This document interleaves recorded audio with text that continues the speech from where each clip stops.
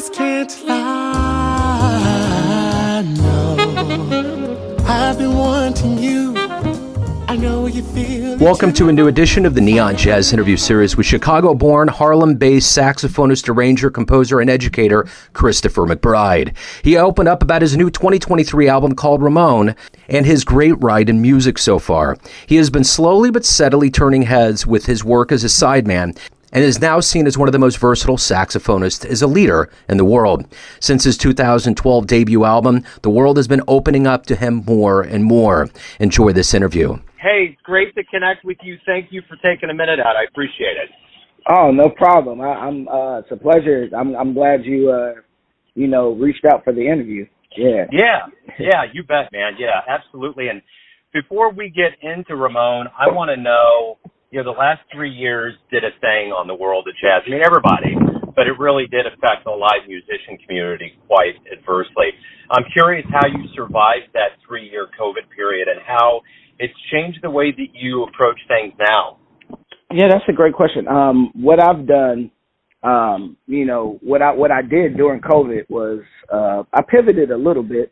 I got my bachelor's degree in music education. So I was doing some curriculum work for a couple of organizations. And then also I was doing some, like, not podcasting, but just some interviews. I was doing live interviews on Instagram, and that was a really popular series. It became quite popular. So, yeah, I just kind of pivoted a little bit, but I mean, you continue to write. I probably started writing a couple months into it, and just trying to stay, mentally sharp and physically sharp,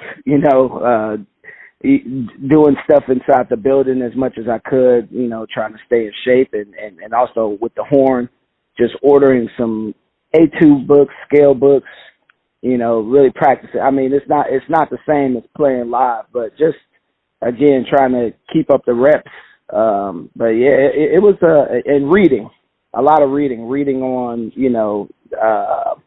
the music, on the music business, other different things that are of interest, Black history and things of that nature. But just like I said, trying to stay as mentally sharp as possible and being as social as possible, making sure my social media didn't completely empty out as well. I would set up Zoom meetings with different musicians and friends. So, yeah. Yeah, it was quite a time period, and I'm curious now that we're coming out of it, there was so long where there was no shows. I mean, there would be CDs that would trickle out, but now that everything's really opening in earnest, how does it feel just on that visceral level to be able to have an album out and to feel like you can perform it live? Oh man, it's incredible. It's been great. I'm setting up CD release parties now. I have two, one scheduled in New York in June. I have one scheduled in Chicago in July. So it's been great to not only to just be able to perform it live, but to see people and to see people's reaction to the music. There's still some people who haven't been out to see live music yet. We're still returning to whatever normal was before this happened, but some normalcy of it. But yeah, it's beautiful not only performing, but just seeing people's reaction to the music while we're performing and to see like just the appreciation. It's been great. So what does this new album, Ramon, mean for you, like artistically putting it together, and what are you hoping the listener gets from this project? Man, Ramon is it's definitely a part of my personal journey. Just different experiences I've had, different places I've been, different cities that have inspired different looks for me musically. And hopefully, like I said, I want the viewer to get just an excellent listening experience. An excellent listening experience, and just being able to enjoy some, original music that was crafted with care. And yeah, that would be my short answer. I have a much longer answer, but I would have to delve like into each individual track. But yeah, it's a part, like I said, these works that I've been working on, and actually I have more compositions coming as well. I have about, this is the second album. I have about 2 more albums that I could, I could release right now if we were recorded. I got to get them recorded and stuff, but I got about 2 more albums worth of composition. So just starting to really get into my bag, and this is cool too because it gives me the challenge of writing more compositions. Absolutely. So you're originally from Chicago. Yes, started correct. playing there. Yeah, and before you came to New York. So talk to me about the growing up in Chicago and what some of your influences were to get into the world of jazz. Yeah, growing up in Chicago, grew up on the South Side. With the White Sox. I don't know how the Royals. We had some wars back in the day. Not too much nowadays. Yeah. But yeah, grew up on the South Side. As far as jazz, what started getting me into music in general, Stevie Wonder for sure, Earth, Wind and Fire. My parents, my dad was Honduran, my mother is American, so I grew up with a lot of different musical influences, and hearing a lot of different sounds. Like from my father, I heard Bob Marley, Peter Tosh, and Third World, and Black Uhuru, and all these different reggae artists. And from my mom, like I said, Stevie, Earth, Wind and Fire, such and such. My brother at 10, he introduced me to rap. And, Biggie and, Wu-Tang, Nas, all of that. And then I would say about 13 or 14, I went to jazz camp, Northern Illinois University jazz camp. And I heard John Coltrane play Giant Steps. And I remember saying, like, man, he's sight reading that music, or he's reading that music like crazy. And somebody's like, what are you talking about? I was like, well, he's reading the music, right? They're like, no, he's improvising. And that's how I kind of got into jazz. And then I heard Kind of Blue by Miles Davis. And up to that point, I had been introduced to a lot of different music and a lot of beautiful music. But it was, Miles' album just did something different. It was like, it was all these feelings, I always say, like, I love jazz because it touches on the subtlety of emotion. And it's like, so instead of feeling like happy music, it was like melancholy music.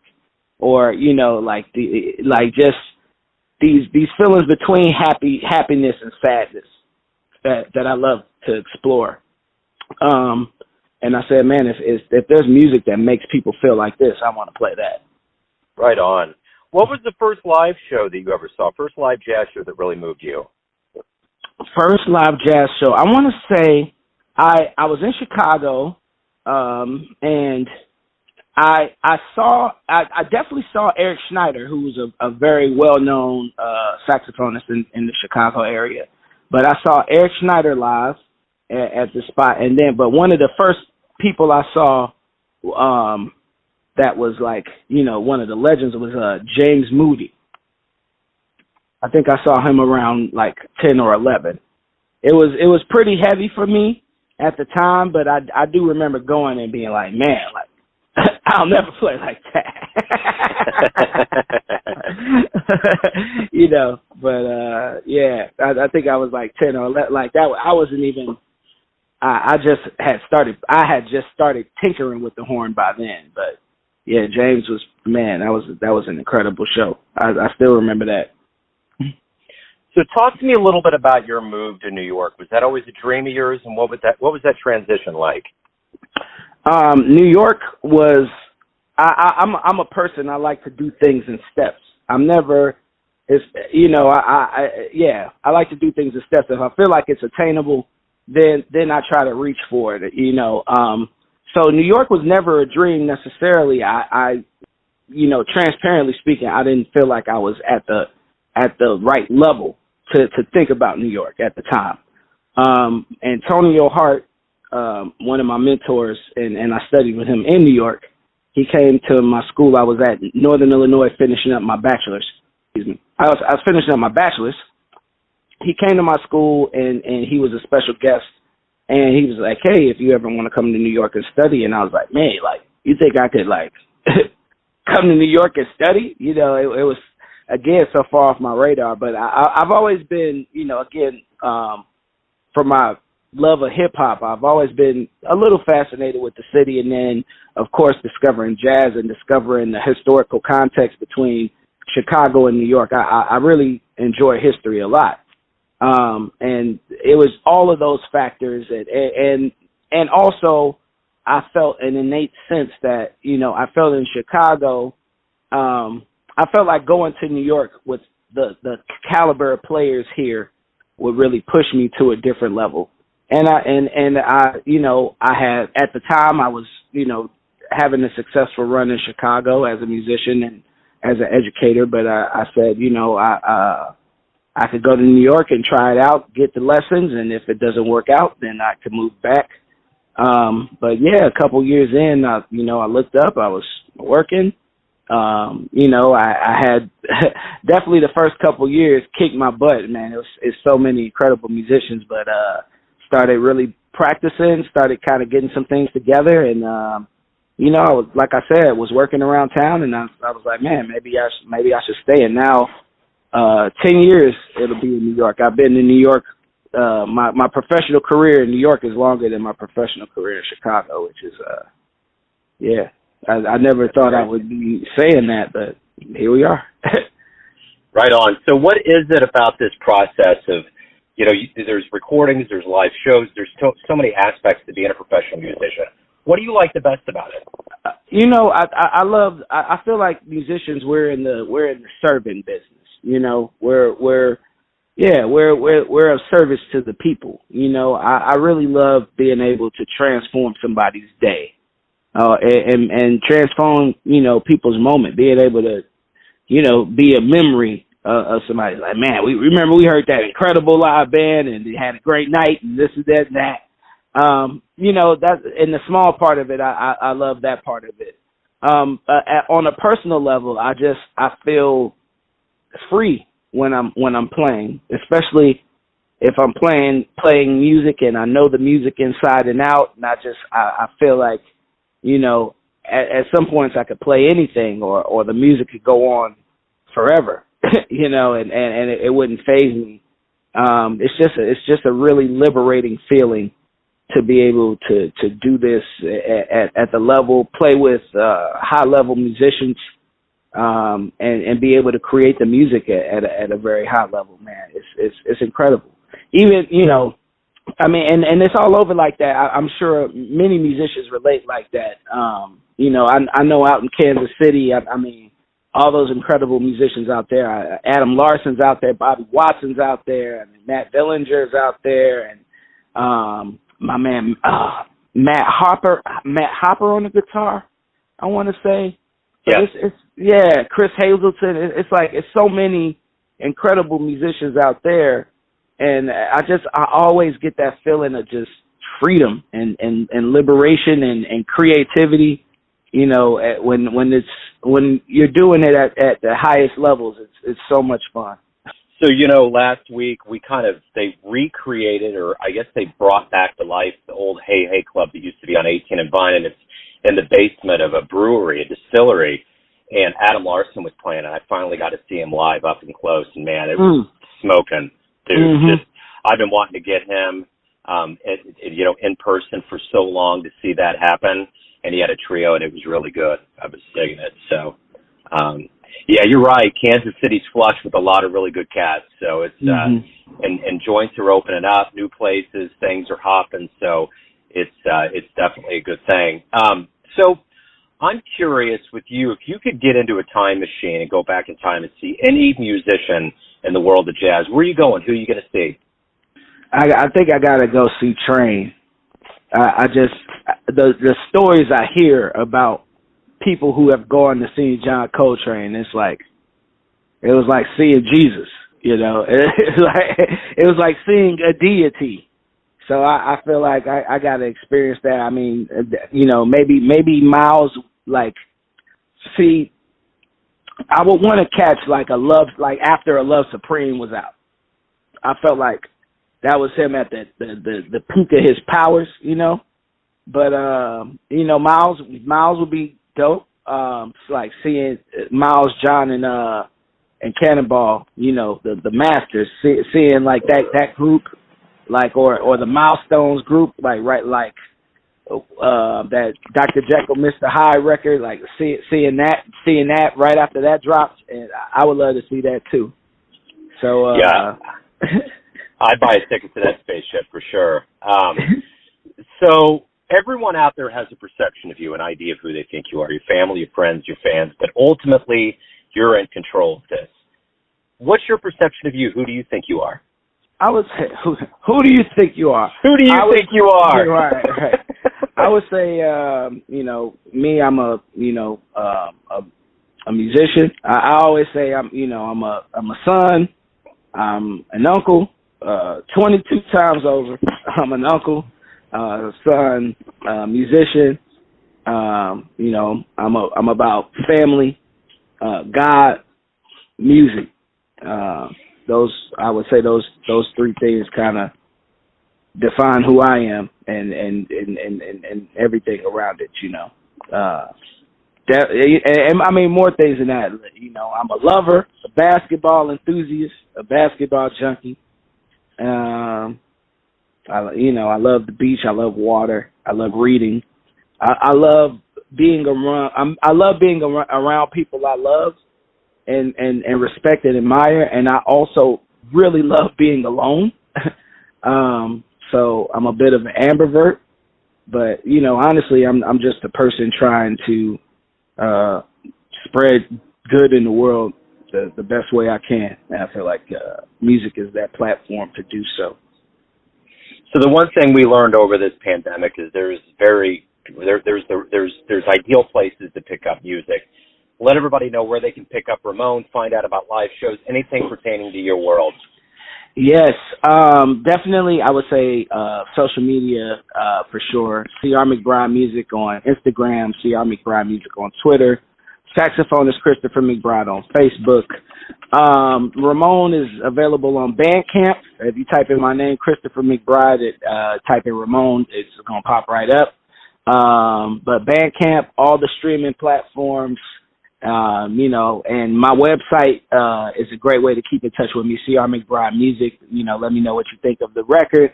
And finally, I want to acknowledge I always like to acknowledge my Patreon supporters. I have a Patreon page. It's been, you know, doing pretty well. You know, we're trying to reach a goal of $250 a month. And with that money, I was able to actually pay for some of the cost of the record, a nice significant amount of the record. So, man, I'm just grateful to my Patreon supporters. So that's the best way to support my, you know, musical and media endeavors is by Patreon. And finally, if you feeling the record, you know, go to some clubs out in Kansas City and just let them know that you digging the record, man. You know, I want to get out there and play. I haven't played with my group out there yet, so you know, if you feeling the record, let them know. Let a place know that they need to bring me to town. Yeah, amen. I will, absolutely. Christopher, it's been wonderful to get to know you. Thank you for opening up. Good luck with the album, and as the world opens up. It's great, man. I appreciate you. Thanks so much for having me, and hope to talk soon. Thanks for listening and tuning in to another Neon Jazz interview, where we give you a bit of insight into the finest players in Chicago, Harlem, Kansas City, and spots all over the world, giving fans all that jazz. Thanks to Christopher for his time, energy, and cool. If you want to hear Neon Jazz archived interviews, you can find those on either Apple Podcast or Spotify. Subscribe to us at YouTube, and for everything Neon Jazz all the time, go to theneonjazz.blogspot.com. Until next time, enjoy the jazz, my friends. You give all that you always in your hands, in your hands. They can't lie, they can't lie. Neon Jazz.